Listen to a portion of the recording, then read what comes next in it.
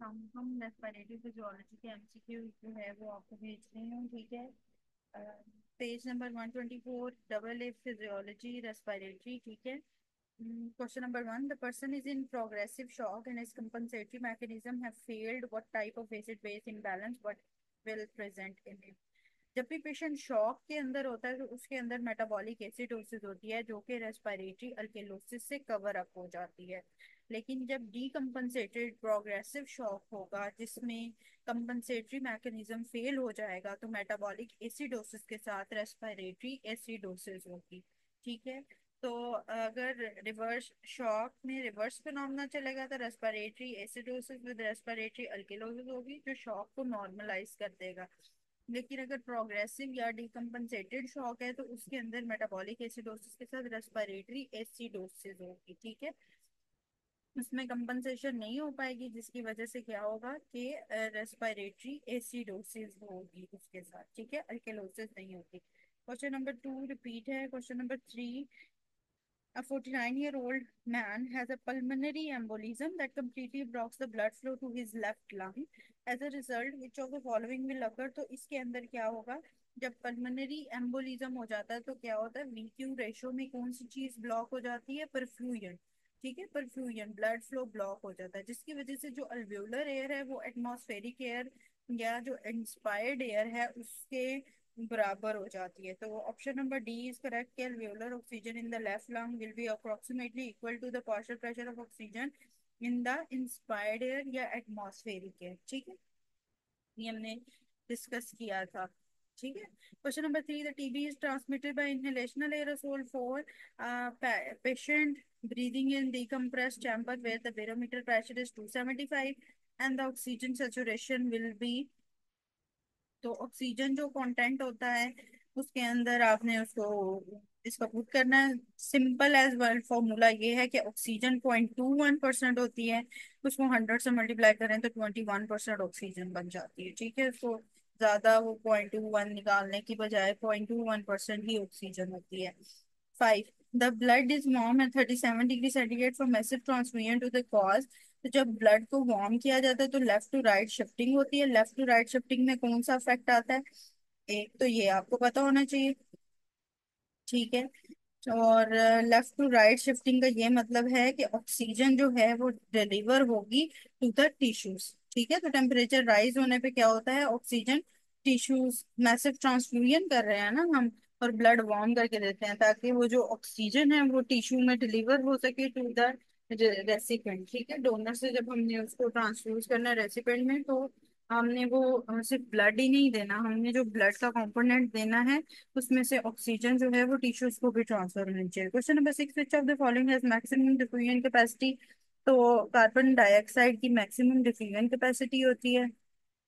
Question number 10, during the acclimatisation at high altitude following changes will occur. तो increase in pulmonary ventilation ज्यादा हो जाती है, ऊपर जाके आपके पास ऑक्सीजन और कार्बन डाइऑक्साइड की कमी होती है जिसकी वजह से हाइपर वेंटिलेशन होती है, पल्मोनरी वेंटिलेशन इंक्रीज हो जाती है। 11, what is the function of the dead space. तो डेड स्पेस का फंक्शन सिर्फ कंडीशनिंग ऑफ एयर होता है, ये रोल प्ले नहीं करती है इनटू एक्सचेंज ऑफ गैसेस के लिए, ठीक है। 13, partial pressure of oxygen in arterial blood is less than alveoli because oxygen need gradient to diffuse, ठीक है, ऑक्सीजन को एक ग्रेडियंट चाहिए डिफ्यूज करने के लिए, ठीक है।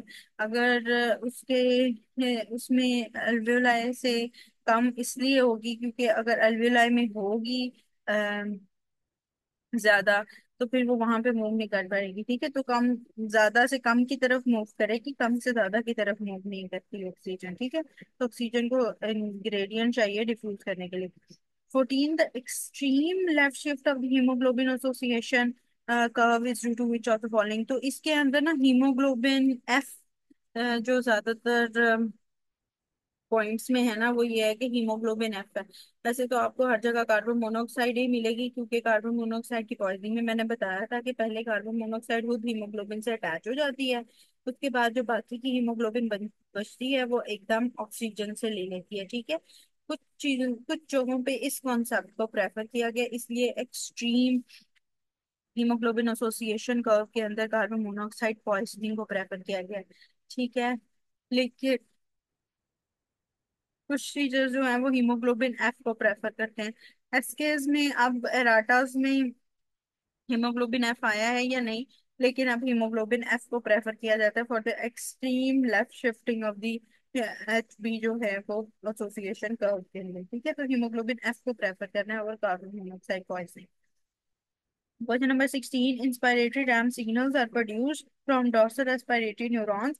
Their rate increases in response to impulses from, तो जो इम्पल्स आती हैं वो किससे आएंगी, न्यूमोटैक्टिक सेंटर से। तो rate increase in response to impulse from the pneumotaxic centre.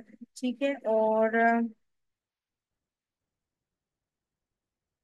Rate increase के लिए न्यूमोटैक्टिक सेंटर है। ठीक है, बाकी इसमें इनहिबिट करता है ये इंस्पायरेशन को, रेगुलेट करता है इंस्पायरेटरी वॉल्यूम को, इंस्पायरेटरी रेट को। ठीक है, तो इसलिए रेट इंक्रीज के साथ अगर वो बात करेगा तो उसके अंदर ये न्यूमोटैक्टिक सेंटर जो है वो अपना रोल प्ले करेगा। Question number 18, which of the following is higher at the apex of the lung. तो हायर हमने पढ़ा था वीक्यू रेशियो हायर होती है, और वेंटिलेशन और परफ्यूजन कम होती है, वहां पे अलग अलग कम होती है लेकिन वीक्यू रेशियो हाई होती है।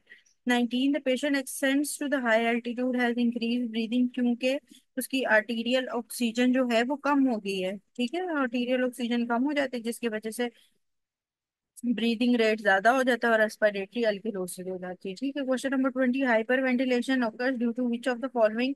जब ऑक्सीजन कम हो जाती है, ठीक है, उसके बदले में इंक्रीज कार्बन डाइऑक्साइड होती है जो कि हाइपर वेंटिलेशन करती है ताकि कार्बन डाइऑक्साइड मजीद बॉडी से एक्सक्रीट आउट हो सके। Question number 21, which of the following cells present in between interalveolar septum. तो मैक्रोफेजेस होते हैं या डस्ट सेल्स होते हैं फॉर मतलब कि फाइटिंग ऑफ द या फेगोसाइटोसिस के लिए, या एंटीजेनिक इफेक्ट जो दे रहे होते हैं वो डस्ट सेल होते हैं। 22, in zone one of the lung what will happen.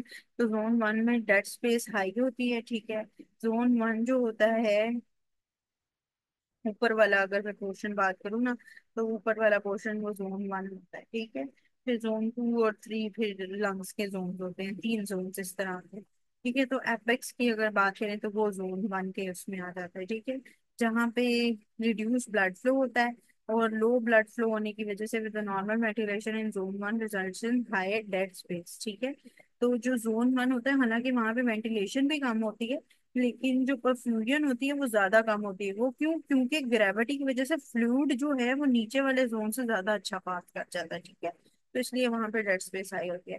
23, during acclimatisation at high altitude following changes will occur. की बार बार वही आ रहा है, इंक्रीज पल्मोनरी वेंटिलेशन, ये रिपीट है। ठीक है, 25, नॉर्मल ए ए रेशियो जो है वो कितनी है, 0.8।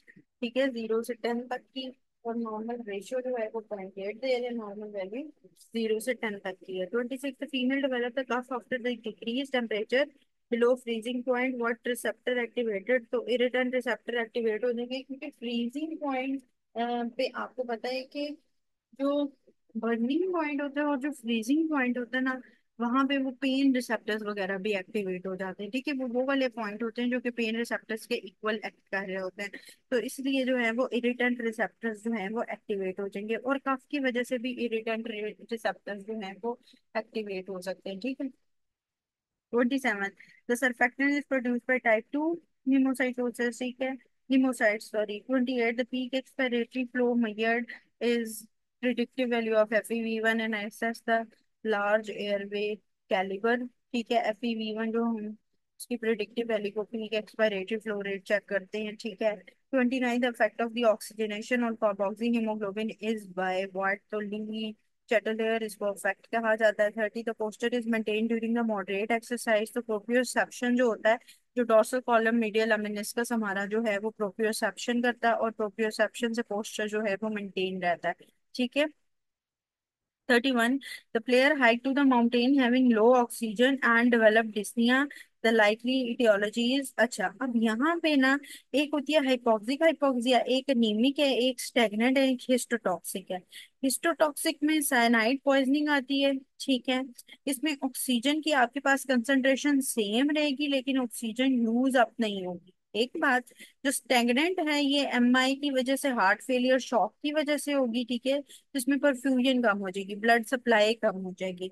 अनीमिक जो है इसमें ऑक्सीजन कैरिंग कैपेसिटी हीमोग्लोबिन की कम हो जाएगी, या कार्बन मोनोऑक्साइड पॉइजनिंग है जिसके अंदर उसकी कार्बन मोनोऑक्साइड से मतलब कि अफिनिटी ज्यादा हो जाएगी, और उसमें भी release of oxygen to the tissue जो है वो कम हो जाएगा। फिर हार्डली जो रह जाती है हाइपोक्सिक हाइपोक्सिया, जिसके अंदर ऑक्सीजन टेंशन कम होती है। जो इस तरह के एमसीक्यूज आएंगे ना जिसमें लो ऑक्सीजन की बात करेंगे और डिस्नीमिया कॉज हो रहा है, वो हाइपोक्सिक हाइपोक्सिया ही होगी। जो मर्सी एमसीक्यूज हो उसके अंदर अगर उसने ऑक्सीजन और कार्बन डाइऑक्साइड की बात कर दी है तो वो हाइपोक्सिक हाइपोक्सिया, ठीक है। उसमें भी वर्ड नहीं होना कि ये कौन सा हाइपोक्सिया, ठीक है। 33. The patient presented with the fatigue, dizziness with the low HB and difficulty in breathing and diagnosed as anemic hypoxia. Which of the following statement is true? तो anemic hypoxia में आप ऑक्सीजन थेरेपी बेशक करते रहे, उसने response नहीं करना। 34. A lab boy giving the demonstration on the pulmonary function test, he inspires and then forcefully expires. Which of the following is used for forceful expiration के लिए? rectus abdominis मसल होता है, ठीक है। और जो नॉर्मल एक्सपायरेशन होती है उसके अंदर हमारे पास ये elastic recoil of the lungs होती है, ठीक है। 35. The pressure volume relation of the lung shows change in volume per change in pressure, this demonstrate which of the following function in the lung when volume doesn't change with the change in pressure. तो lung compliance होती है जिसमें volume pressure के साथ change नहीं होता। 36. VD over VT ratio, partial oxygen निकालनी है, उसमें मिक्स इंस्पायर्ड कार्बन मोनोऑक्साइड जो है वो डाइऑक्साइड दी हुई है, ठीक है। ये इसकी रेशो, ये फॉर्मूला मैं आपसे ग्रुप में शेयर कर दूंगी, ठीक है इसका। तो यहाँ पे ठीक है वो फॉर्मूला में शेयर कर दूंगी। 37. The group of students were studying difference between the partial pressure of oxygen and carbon dioxide in different arteries of the body, they find major difference between the aorta and the pulmonary artery में major होता है क्योंकि उसमें एक में oxygenated एक में deoxygenated, तो वो उसमें मेजर डिफरेंस आ रहा होता है। 38. With increasing age what will decrease? तो इंक्रीजिंग एज के साथ साथ वाइटल कैपेसिटी कम हो जाएगी और लंग कंप्लायंस बढ़ जाएगी। 39. The lactic acid injection was given to the patient through IV line. The patient respiratory rate increases due to chemoreceptor जो मेडल्ला के अंदर है वो रेस्पिरेटरी रेट को मेंटेन करेंगे। था 40. The hypoxia causes the vasoconstriction instead of vasodilation in which of the following? तो जो लंग्स होते हैं उनके अंदर हाइपोक्सिया की वजह से वेसोकंस्ट्रिक्शन हो जाती है, वेसोडायलेशन नहीं होती, ठीक है। जिस जगह पे हाइपोक्सिया आ रहा होता है उस एरिया की वेसोकंस्ट्रिक्शन हो जाती है, बाकी सारा एरिया जो है वो एयर लेने लग जाता है, ठीक है। 41. Which of the following change occur from the sea level to 12,000 feet height resident? तो उसके अंदर जो है वो राइट वेंट्रिकल हाइपरट्रॉफी हो जाती है, ठीक है। पल्मोनरी हाइपरटेंशन हो सकती है जिसकी वजह से इंक्रीज करता करता राइट वेंट्रिकल हाइपरट्रॉफी हो जाती है, ठीक है।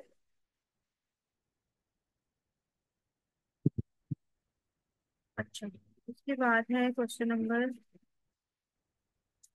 45. The expiration is carried out with the help of lung elastic recoil of the lungs, जो होती है उससे क्वाइट एक्सपायरेशन होती है, ठीक है। जो मसल का फोर्स्ड इंस्पायरेशन है उसमें स्टेर्नोक्लाइडोमास्टाइड मसल है, रेक्टस इंटीरियर है। फोर्स्ड एक्सपायरेशन के लिए इंटरनल इंटरकोस्टल मसल आ जाता है, ठीक है, या फिर रेक्टस एब्डोमिनस आ जाता है इसके बाद, ठीक है। और जो असेसरी मसल ऑफ एक्सपायरेशन है उसमें एक्सटर्नल ओब्लिक और यही रेक्टस एब्डोमिनस जो फोर्स्ड एक्सपायरेशन के लिए यूज होता है। अच्छा, ये 46 छोड़ दें इनसे अभी। अच्छा, 47. A boy had a car accident after which he is bedridden. He developed DVT. He came to ER with the chest pain and dyspnea. तो क्या होगा कि पल्मोनरी एम्बोलाई जाएगा जिसकी वजह से वेंटिलेशन परफ्यूजन मिसमैच होगा। 48. A patient with the hemoglobin 15, oxygen content of hemoglobin is 20 ml, alveolar oxygen is 40, Venus oxygen है 15। तो टाइप ऑफ हाइपोक्सिया क्या है? तो मैंने क्या बताया कि ऑक्सीजन की जब इतनी सारी बातें करेगा that is the hypoxic hypoxia. 49. The regarding bronchopulmonary segment, they are rated by the tertiary bronchioles. 50. The amount of oxygen delivered in 70 kg man during the delivery in anesthesia is 250 ml। ये रटने वाली चीज है। Normal atmospheric pressure 760 mmHg होता है, ये भी रटने वाली चीज है।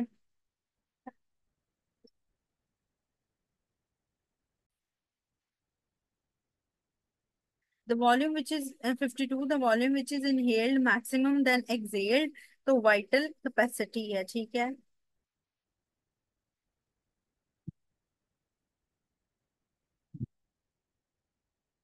ठीक है। अच्छा, उसके बाद क्या है 53, in a patient of drowning who is alive following will be found, तो उसके अंदर रेस्पिरेटरी एसिडोसिस आपको मिलेगी, जो सॉरी ये metabolic acidosis. The patient of drowning who is alive following will be found, क्योंकि उसमें जब ड्राउनिंग हो रही होगी तो उसके कंपनसेशन में फिर मेटाबॉलिक एसिडोसिस बाद में होगी। अगर आपको मिल गया पेशेंट और कंपनसेशन के अंदर, फिर उसके अंदर मेटाबॉलिक एसिडोसिस आएगी। वैसे मेटाबॉलिक अल्केलोसिस आनी चाहिए, क्योंकि रेस्पिरेटरी एसिडोसिस होती है ड्राउनिंग में, तो उसके कंपनसेशन में तो अल्केलोसिस आनी चाहिए, ठीक है, ड्राउनिंग के पेशेंट में फिर। लेकिन यहाँ पे हमारे पास कोई ऑप्शन ही नहीं है अल्केनोसिस की, तो इसलिए 54, in the case of carbon monoxide poisoning why hypercapnia, क्योंकि नॉर्मल ऑक्सीजन होती है कार्बन मोनोऑक्साइड पॉइजनिंग में, ऑक्सीजन की जो सेचुरेशन है दैट विल बी नॉर्मल, उसमें आपको पता नहीं चलेगा, क्योंकि आर्टीरियल जो प्रेशर ऑक्सीजन का बढ़ा है वो नॉर्मल है, बस वो यूज नहीं हो पा रही, इसलिए जो है वो हाइपर कैप्निया की कंडीशन हो जाती है। 55, the lung volume remains in the lungs after the normal expiration, तो functional residual capacity, ठीक है। 56, the mix blood obtained from pulmonary artery, से मिक्स ब्लड आ रहा होता है लेफ्ट एट्रियम में। 57, the lung expands due to, इसके जो negative pressure of the lungs होता है ना, उसकी वजह से लंग एक्सपैंड करता है। जब एयर इंस्पायर की जाती है ना, तो negative pressure of the lung जब वो अंदर नेगेटिव होता है सही वाला, तो तभी एयर इंस्पायर की जाती है, ठीक है। तो वो लंग एक्सपैंड ही तब करते हैं जब उनके अंदर नेगेटिव प्रेशर क्रिएट करने की जो है वो फैसिलिटी हो, ठीक है। तो वो नेगेटिव प्रेशर मेंटेन करते हैं, फिर लंग एक्सपेंड करते हैं। 59, the most common feature of the pulmonary embolism clinically silent होता है। 61, which of the following cause patchy atelectasis decrease surfactant जो होगा वो पैची एटलेक्टेजिया करेगा। 62, which one is the diffusion limited gas, तो इसके अंदर जो है वो कार्बन मोनोऑक्साइड है डिफ्यूजन लिमिटेड, और perfusion limited oxygen, carbon dioxide and nitric oxide. 63, which of the following is common to the pulmonary and skeletal blood vessels, तो इनके कॉमन होता है protein permeability. 64, the pulmonary artery supplies what, तो pulmonary artery अल्वेलाई को supply करती है। Terminal bronchioles किसको supply करती है, ब्रोंको पल्मोनरी सेगमेंट को, ठीक है। 65, in the pregnancy, respiratory volume increases. Which hormone is responsible for that? Progesterone. 66, which of the following is lactic acidosis oxygen depth? तो lactic acidosis का depth 8 लीटर है, और lactoid का depth 3.5 लीटर है। ये रटने वाली चीज है। 67, the damage to which part of the brain will result in the central cease of respiration, तो मेडुल्ला, क्योंकि वहां पे सेंटर ये रेस्पिरेटरी पड़ा हुआ है, सेंटर है वहां पे। 68, the diffusion capacity of oxygen is decrease in the lung fibrosis में, जाहिर है फाइब्रोसिस में वो सारी चीजें अकड़ी हुई होंगी, वहां पे डिफ्यूजन कैपेसिटी ऑफ ऑक्सीजन तो कम हो जाएगी। 69, विच of the following will not affect respiration, तो रेस्पिरेशन जो है वो सोडियम रेस्पिरेशन में कोई रोल प्ले नहीं कर रहा होता। 70, the carbon monoxide transport, carbon dioxide transport is the example of negative feedback. Positive feedback सिर्फ हमारे पास ये चाइल्ड बर्थ होता है या ब्लड क्लॉटिंग होती है, ठीक है। अच्छा, उसके बाद 71, best host defence in alveoli जो है ये हमारे पास अल्वेओलर मैक्रोफेजेस हैं, ठीक है। 72, वाइटल कैपेसिटी निकाली हुई है उन्होंने। 73, error in reading of pulse oximeter is due to methaemoglobinaemia. Methaemoglobinaemia कब हो जाता है, जब हमारे पास जो है वो हीमोग्लोबिन जो है वो चेंज हो जाती है अपनी फॉर्म से मेथिमोग्लोबिन की फॉर्म में, ठीक है, और पल्स ऑक्सीमीटर उस सिचुएशन में एरर देने लग जाता है, ठीक है। 74, the mucus gland absent in the terminal bronchiole. 75, a woman was cycling and reached a height where atmospheric pressure of 700, regarding gases which of the following is true, तो इसके अंदर ना बस इतना याद कर लो, 0.21 इंटू 700 147 ऑक्सीजन आ जाएगी, और 0.78 होती है nitrogen in the atmospheric air, लेकिन एटमॉस्फेरिक एयर का प्रेशर 700 है, तो उससे मल्टीप्लाई करके 550, ठीक है। 76, 0.21 और 0.78 को बस याद कर लो, बाकी वो आगे उसको मल्टीप्लाई करना जो भी एटमॉस्फेरिक प्रेशर गिवन होगा। 76 the macrophages cells in the respiration dust cells होते हैं। 77 the goblet cell respiratory tract में प्रेजेंट होते हैं अप टू टर्मिनल ब्रोंकाई तक। और क्लारा सेल्स होते हैं टर्मिनल ब्रोंक्यूल की। ठीक है, एनर्जी जो कि 79 एनर्जी रेस्पिरेशन में जो यूज होती है that is 2 to 5%। 80 the taught form of haemoglobin decrease affinity for. जो टॉट फॉर्म होती है ना वो टाइट फॉर्म ऑफ हीमोग्लोबिन होती है। वो जो टाइट फॉर्म ऑफ हीमोग्लोबिन है वो ऑक्सीजन की उसके अंदर एफिनिटी कम होती है। ठीक है। 81 the regarding alveoli surfactant avoid the collapse of alveoli keeps them dry। ठीक है। 82 what are parasympathetic effect on lungs. तो जो रिस्ट्रिक्टिव वर्क है वो इंक्रीज हो जाता है। जो सिंपथेटिक होता है वो ब्रोंको कंस्ट्रिक्शन करता है, ये जो है वो ब्रोंको डायलेशन कर सकता है इसके लिए। और पैरासिम्पथेटिक और रिस्ट्रिक्टिव वर्क को इंक्रीज करता है। 84 द ट्रू अबाउट रॉडफोर्ड नोमोग्राम। तो इसके अंदर हम टाइडल वॉल्यूम मेजर करते हैं। 85 the diffusion is directly proportional to the surface area. 86 the diffusion capacity of the pulmonary capillary increases in polycythaemia में डिफ्यूजन कैपेसिटी बढ़ जाती है। ठीक है, उसमें एरिथ्रोपोइटिन लेवल्स जो हैं वो ज्यादा हो जाते हैं, आरबीसी वगैरह जो है वो कम हो जाते हैं। ठीक है, और अगर सेकेंडरी हो उसके अंदर जो है वो डिफ्यूजन कैपेसिटी पल्मोनरी कैपिलरीज की इंक्रीज कर जाती है। 87 the decrease arterial oxygen tension किसके अंदर होगी, एटमॉस्फेरिक, जब ऑक्सीजन कम होगी तो, सॉरी, जो एटमॉस्फेरिक ऑक्सीजन कम होगी उसके अंदर आर्टीरियल ऑक्सीजन टेंशन भी कम होगी। ठीक है। 88 ज्यादा एटमॉस्फेरिक कम है तो उसके ऊपर आर्टीरियल और जो एटमॉस्फेरिक का डिफरेंस है उसकी वजह से टेंशन भी कम होगी। 88 the exchange of gases from the alveoli to the blood simple diffusion के अंदर होती है। ठीक है। 89 oxygen saturation at sea level in a young adult is 97%। 90 which hormone is inactivated by the lungs, so serotonin inactivate होता है और activate कौन सा होता है, angiotensin 2। 91 which what prevent the collapse of the lungs, so residual volume उसको prevent करता है from the collapse। ठीक है। 93 increase in the partial pressure of carbon dioxide in non-anesthetized patient in the first minute of apnea कितनी होती है, 6। और एनेस्थाइज्ड में 12 होती है। ठीक है, ये भी टफ है। ठीक है। 94 the posteriorly inferior limit of lung which we called posterior inferior lobe is at the level of T10। 95 the vascularity in the lung is seen in which phase, तो canalicular phase होती है development की वो phase जिसमें blood vessels जो हैं वो आने लगती हैं उसको कैनालिकुलर फेस कहते हैं। 96 the terminal bronchiole doesn't have the cartilage, this feature differentiated from the trachea. ठीक है, ट्रेकिया के अंदर कार्टिलेज होता है, टर्मिनल ब्रोंक्यूल्स के अंदर क्लारा सेल्स होते हैं। 97 the lipid bilayer of cell membrane is highly soluble for carbon dioxide. 101 the compliance is defined as the change in volume per unit change in pressure। ठीक है। तो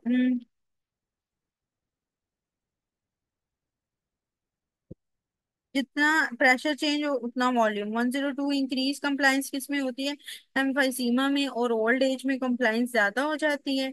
और decrease compliance किस में होती है, फाइब्रोसिस में, आरडीएस में, पल्मोनरी एडीमा में। ठीक है। ये इंक्रीज इन कंप्लाइंस बार बार आता है एम्फाइसीमा और ओल्ड एज। ठीक है। 104 bradykinin release from the lungs will act on which vessel. तो ब्रेडिकाइनिन रिलीज होकर डक्टस आर्टरियोसिस पे एक्ट करेगा। डक्टस आर्टरियोसिस किस किस के दरमियान होता है, आर्च ऑफ अयोर्टा और पल्मोनरी ट्रंक के दरमियान। ठीक है।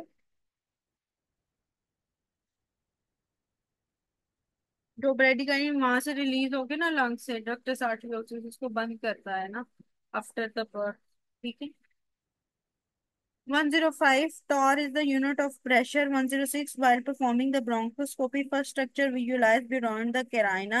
जब carina के बाद आप अंदर एंटर करोगे तो राइट साइड का जो ब्रोंकस होता है वो मोर वाइडर होता है, तो उससे आप अपर लोब को व्यू कर सकोगे। ठीक है। अपर लोब ब्रोंकस भी बाजूफा लिखा हुआ आ सकता है, बाजूफा स्पेस भी लिखी भी आ सकती है, राइट एंड लेफ्ट साइड। तो राइट साइड का ज्यादा अच्छा आपको नजर आएगा। 107 रिपीट है। ठीक है।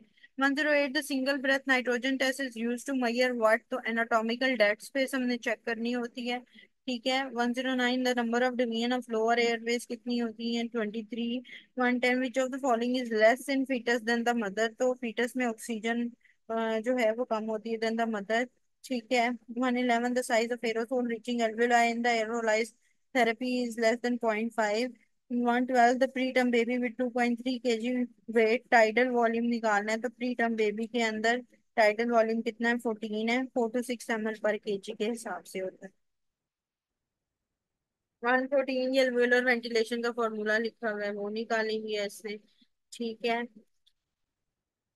122 the normal value of FeV1 FVC 0.8 होती है। ठीक है। 123 the goblet cells are present in which of the following parts of the respiratory system. तो गॉबलेट सेल्स किसके अंदर मिलते हैं? कंडक्टिंग जोन में। और टर्मिनल ब्रोंक्यूल्स में क्या मिलते हैं? ये आपको पता होना चाहिए। ठीक। 125 the half life of carboxy haemoglobin and 100% oxygen कितनी है? 100% ऑक्सीजन पे 40-80 मिनट है। ठीक है। फिर हाइपरबेरिक ऑक्सीजन पे 15-30 मिनट्स है। ठीक है, आधी रह जाती है बिल्कुल। 128 ए रेशो इज मोर देन 175 होती है। मोर देन 75। 129 की थोड़ी सी ना वेग सी होती हुई है, a ratio is more than 75 what 70। ठीक है, तो ये वेग सी हुई उन्होंने स्टेटमेंट दी हुई है। ठीक है। 129 the dead space is not affected by what? Shallow breathing. और फिर डीप ब्रीदिंग आ जाती है। 130 the segment of the lung with the bronchus and arterial supply is called bronchopulmonary segment. ठीक है।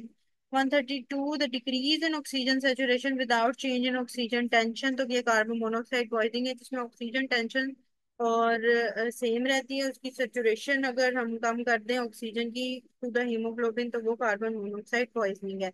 134 the pulmonary hypoxic vasoconstriction occurs due to what? तो decrease जब oxygen होती है तो उसमें वेजोकंस्ट्रिक्शन हो जाती है। ठीक है। 135 the sudden relief of respiratory distress with oxygen. The patient has apnoea now, what is the cause? तो इंक्रीज आर्टीरियल ऑक्सीजन होगी। ठीक है। उसके बाद क्या होगा? पहले सडन रिलीफ उसको रेस्पिरेटरी डिस्ट्रेस हुआ ना विद ऑक्सीजन, तो अब पेशेंट को अपनिया हो गया, क्योंकि एकदम हमने ऑक्सीजन दी है, तो आर्टीरियल ऑक्सीजन जब ज्यादा हुई तो उसकी वजह से जो है वो अपनिया कॉज हो सकता है उसको। जो सडन हमने एकदम जो आर्टीरियल ऑक्सीजन ज्यादा की है, उसकी वजह से पेशेंट अपनी कंडीशन में जा सकता है। ठीक है।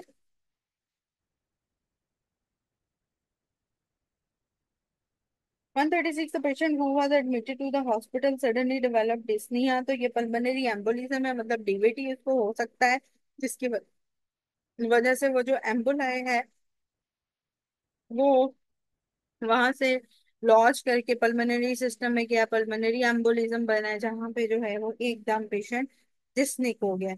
138 a soldier who was posted at Siachen presents to the emergency with the numbness of finger and headache। तो इसके अंदर सेकेंडरी पोलीसाइथीमिया। अच्छा, अगर फॉरेन प्रेजेंट करे तो सेकेंडरी पोलीसाइथीमिया नहीं होता। ठीक है, एक बात याद रखनी है। 6 मंथ्स की हिस्ट्री के साथ आए तो फिर सेकेंडरी पोलीसाइथीमिया होता है, क्योंकि ये ओवर द टाइम डेवलप होता है। ठीक है, ये हम पहले भी कर चुके हैं। और फॉरेन आए तो वो पर्मनी एम्बोलिज्म मेनली हो सकता है। ठीक है। तो 6 मंथ्स की हिस्ट्री ऑलमोस्ट बार दफा सेकेंडरी पोलीसाइथीमिया में मिलती है।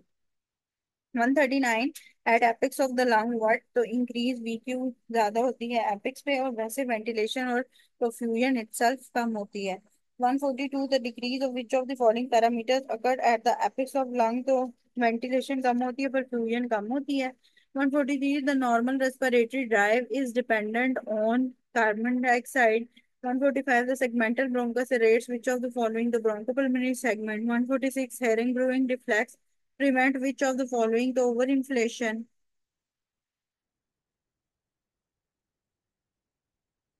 चाहिए 147। 148 तो रिपीट है। ठीक है, वो वही दोबारा से उसने दे दिया ऑक्सीजन के कंटेंट को मल्टीप्लाई करके। 150 व्हेन इंटरप्रेटिंग अ कैप्नोग्राम एड। तो उसके अंदर rise in base line demonstrate deep breathing को शो करता है कैप्नोग्राम में। 151 अल्वेओलाई आर केप्ट ड्राई, क्योंकि उसके अंदर सिर्फ नेगेटिव इंटरप्यूलर प्रेशर, वैसे नहीं surfactant. Surfactant is the option. ठीक है। 152 the lung base have high perfusion and ventilation. Why? क्योंकि इसके अंदर हाई ब्लड फ्लो होता है बेस पे। ठीक है। 153 ग्रेविटी की वजह से नीचे की तरफ ज्यादा ब्लड फ्लो है। ठीक है। 153 very small particles in the respiratory tract are cleared by phagocytosis। 154 the basement membrane of the lung alveoli is separate epithelium from the endothelium and alveolar wall। 155 highest oxygen tension किसमें होती है? Highest oxygen tension pulmonary capillaries के अंदर होती है।